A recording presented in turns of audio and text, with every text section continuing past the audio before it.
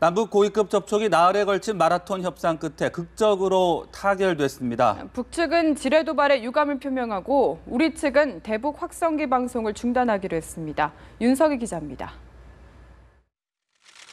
북한의 목함지뢰 도발로 비롯된 군사적 긴장 상황을 논의하기 위한 남북 고위급 접촉이 극적으로 타결됐습니다. 지난 22일 오후 6시 남북 고위급 접촉이 시작된 지 43시간여 만입니다. 북측은 최근 군사분계선 비무장지대 남측 지역에서 발생한 지뢰 폭발로 남측 군인들이 부상을 당한 것에 대하여 유감을 표명하였다. 남측은 군사분계선 일대의 모든 확성기 방송을 오늘 낮 12시를 기해 중단하기로 했고 북측은 준 전시 상태를 해제하기로 했습니다. 남북관계 개선을 위해 당국자 간 회담을 서울 또는 평양에서 빠른 시일 내 개최하기로 의견을 모았습니다. 이산가족 상봉 등 인도적 조치와 민간 부분의 교류 활성화에도 합의를 이뤘습니다. 남과 북은 올해 추석을 계기로 이산가족 상봉을 진행하고 앞으로 계속해 나가기로 하였으며 이를 위한 적십자 실무 접촉을 9월 초에 가지기로 하였다. 김관진 실장은 특히 위기 조성을 통해 양보를 받아내는 것은 현 정부에서는 절대로 통하지 않는다고 강조했습니다. 그동안 북한은 우리 국민들에게 불안과 위기를 조성하고 양보를 받아내 왔는데 우리 정부에서는 그것이 절대로 통하지 않는다는 것을 북한도 확인하였을 것입니다. 현 정부 들어 최고위급 접촉인 이번 협상에는 남측에선 김관진 국가안보실장과 홍영표 통일부 장관이, 북측에선 황병서 군 총정치국장과 김양건 노동당 비서가 참가했습니다. 연합뉴스TV 윤석입니다. 네, 북한도 남북 고위 당국자 접촉이 타결됐다는 소식을 전했는데요. 들어보시겠습니다. 공동 보도문은 다음과 같습니다. 1. 북과 남은 북남 관계를 개선하기 위한 당국 회담을 평양 또는 서울에서 빠른 시일 안에 개최하며 앞으로 여러 분야의 대화와 협상을 진행해 나가기로 하였다. 2.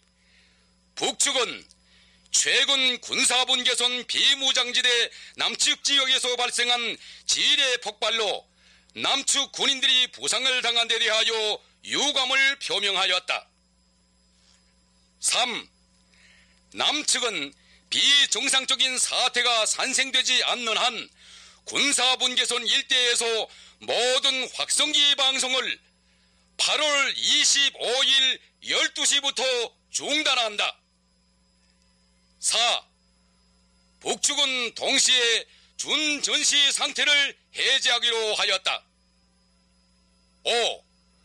북과 남은 올해 추석을 계기로 흩어진 가족, 친척 상봉을 진행하고 앞으로 계속하기로 하였으며 이를 위한 적십자 실무 접촉을 9월 초에 가지기로 하였다. 6. 북과 남은 다양한 분야에서의 민간 교류를 활성화하기로 하였다. 2015년 8월 24일 판문점. 남북 고위 당국자들은 나흘간의 마라톤 협상 끝에 오늘 새벽 극적인 타결을 이끌어냈습니다. 첫 고위급 접촉과 두 번째 접촉 시간을 합치면 40시간이 넘는데요. 네, 이렇게 남북 협상이 오래 걸렸던 이유는 무엇일까요? 통일부에 나가 있는 현장 취재기자 연결합니다. 지성님 기자. 네, 22일 오후 6시 30분부터 열린 남북 고위 당국자들의 첫 접촉은 그 다음 날인 23일 새벽 4시 15분까지 무려 10시간 가까이 이어졌습니다. 두 번째 접촉은 23일 오후 3시 30분에 시작해 오늘 새벽 0시 55분에 끝났는데 두 번의 협상 시간을 합치면 40시간이 넘습니다. 남북이 이처럼 긴 마라톤 협상을 벌인 것은 핵심 쟁점인 북한의 지뢰 도발과 관련한 유감 표현의 수위 문제를 놓고 진통을 겪었기 때문으로 알려졌습니다.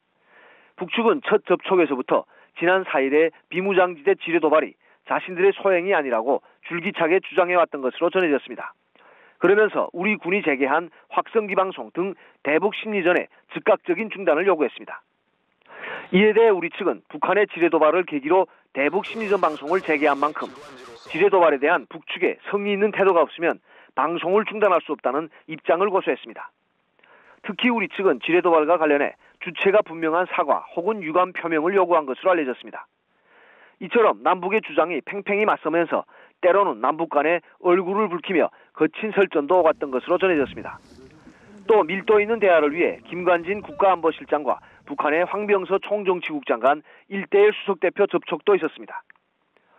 남북은 어제 오후 들어 사실상 협상 타결 일보 직전까지 갔지만 막판 핵심 쟁점을 놓고 북측이 다시 강경한 태도로 돌아서면서 또다시 진통을 겪었던 것으로 알려졌습니다. 남북은 핵심 쟁점인 북한의 유감 표현 수위를 놓고 마지막까지 밀고 당기기를 했던 것으로 전해졌습니다. 결국 북측은 지뢰 도발로 남측 군인들이 부상당한 것에 대해 북측이란 주체를 명시해 유감을 표명하고 우리 측은 오늘부터 대북 심리전을 중단한다는 극적인 합의에 도달했습니다. 지금까지 통일부에서 전해드렸습니다. 남북 공동합의문에서 북측이 지뢰 도발에 대해 유감을 표명한 것은 상당히 이례적으로 평가받습니다. 포격 도발을 언급하지 않은 것은 아쉬움으로 남지만 북한의 유감 표명은 극히 드물다는 점에서 의미 있는 성과라 볼 수 있습니다. 박효정 기자입니다. 북측은 비무장지대 남측 지역에서 발생한 지뢰 폭발로 군인들이 부상당한 것에 유감을 표명했다. 남북 고위급 접촉 끝에 합의한 6가지 항목 중 하나로 북측을 주체로 명시해 공식적인 유감을 표명했다는 점에서 의미가 적지 않습니다. 물론 북측이 지뢰 도발을 일으켰다는 의미가 불분명해 박근혜 대통령이 강조한 확실한 사과로 볼 수 있냐는 논란이 나올 것으로 보입니다. 공동보도문에 재발 방지 약속과 포격 도발에 대한 언급이 빠진 것도 아쉬움으로 남을 전망입니다. 하지만 북한이 협상 막판까지 지뢰 도발은 남측의 조작이라고 주장해온 점을 볼 때 유감 표명을 이끌어낸 것은 의미 있는 성과로 평가됩니다. 1953년 정전협정 이후 북한은 수많은 도발을 일삼았지만 사과나 유감을 표명한 경우는 손에 꼽을 정도입니다. 북한은 2010년 천안함 폭침이 남측의 조작극이라 주장했고 같은 해 연평도 포격 도발에 대해서도 책임을 남쪽으로 돌렸습니다. 1968년 청와대 무장공비 침투 사건과 1976년 판문점 도끼 만행 사건 등 몇 건에 대해 북한은 사과나 유감을 표명하긴 했지만 이마저도 지도자의 책임이 아닌 극단주의자들의 소행으로 돌렸습니다. 연합뉴스TV 박효정입니다. 이번 남북 고위 당국자 접촉에서 이산가족 상봉 재개도 합의됐습니다. 이제 관심은 다음 달 추석에 이산가족이 만날 수 있느냐인데요. 황정현 기자가 상봉 성사 가능성을 전망해봤습니다. 군사적 긴장감을 해소하기 위해 이뤄진 남북 고위급 접촉은 이산가족 상봉 재개를 위한 절호의 기회였습니다.